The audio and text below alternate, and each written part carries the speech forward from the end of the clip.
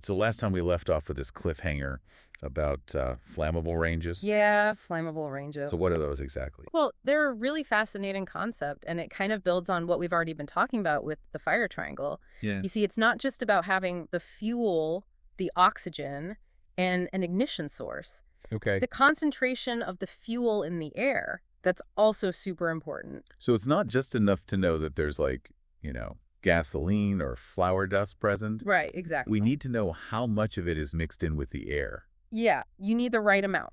Okay. Too much or too little, and it won't ignite. So there's like this sweet spot, or I guess danger zone, Yeah, danger zone is probably a better way to put it. where the mixture is just right for an explosion. Exactly. Yeah, if the concentration is too low, there's not enough fuel to keep the combustion going, and if it's too high, Yeah. there might not be enough oxygen to support it. So it's like baking a cake? Yeah. You need the right proportions of ingredients. Exactly, a perfect analogy. So how do we know what these flammable ranges are for different substances? Well, that's where those safety data sheets come in again. Right, our handy guidebooks. Yeah, they'll tell you all about a substance's flammable properties, including its lower and upper explosive limits. Okay, lower and upper explosive limit. Yeah, so think of it like a range. Okay. The lower explosive limit, or LEL, that's the minimum concentration of the substance in the air that can ignite. So below that level, it's too lean to burn.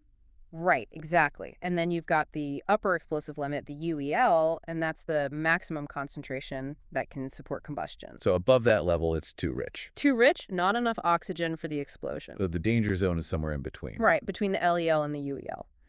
And these ranges, are they like the same for all substances? Or No, they can vary a lot. Oh. Some materials are highly flammable and have a very wide flammable range, Okay. while others have a much narrower range. So knowing these flammable ranges helps us understand, how risky a situation really is. Exactly. It gives you a much better idea of the potential for an explosive atmosphere. And it also highlights why ventilation is so important, right? Absolutely. If you have good ventilation, you can help dilute the concentration of those flammable substances in the air. Keep them away from that danger zone. Exactly. So all the things we talked about, proper storage, ventilation, controlling ignition sources, It all ties back to this idea of managing the concentration.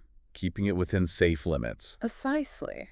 Well, this has been a really eye-opening deep dive. It has been fascinating, hasn't it?